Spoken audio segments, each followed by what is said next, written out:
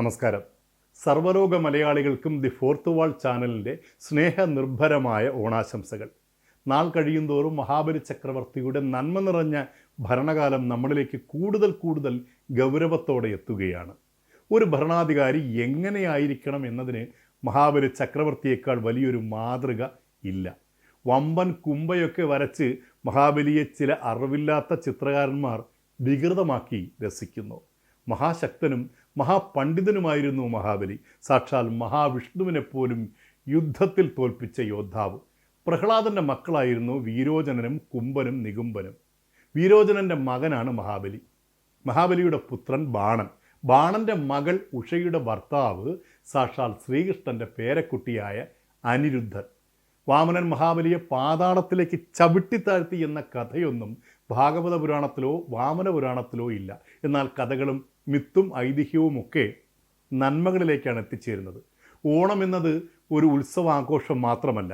രാഷ്ട്രീയ ജാതി ഭേദമന്യേ പണ്ഡിത പാമര വ്യത്യാസമില്ലാതെ സമ്പന്ന ദരിദ്ര വേർതിരിവുകൾ ഉണ്ടാകാതെ ഒരു വലിയ കൂട്ടുകുടുംബമായി ലോക മലയാളികൾക്ക് മാറാൻ കഴിയുന്ന ഏറ്റവും വലിയ സ്നേഹസംഗമമാണ് ഓണം.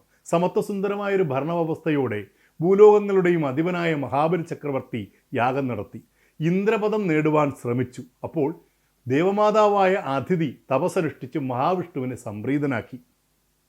അങ്ങനെയാണ് മഹാവിഷ്ണു വാമന അവതാരമെടുത്ത് ഭൂമിയിൽ അവതരിക്കുന്നത്.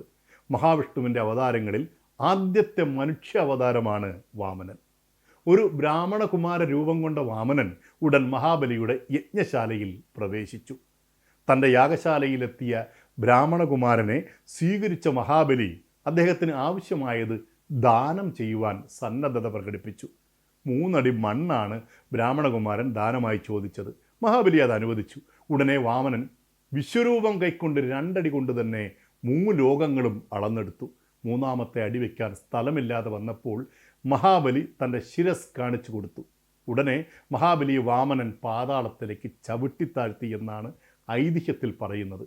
എന്നാൽ മഹാബലിയുടെ ദാനശീലത്തിലും സത്യസന്ധതയിലും സംതൃപ്തനായ വാമനൻ മഹാബലിയെ അനുഗ്രഹിച്ച് പാതാളത്തിലെ സുതലമെന്ന പ്രദേശത്തെ ചക്രവർത്തിയാക്കിയെന്നും ഭഗവാൻ സുതലത്തിലെ കാവൽക്കാരനായി എന്നുമാണ് പുരാണത്തിൽ പറയുന്നത്.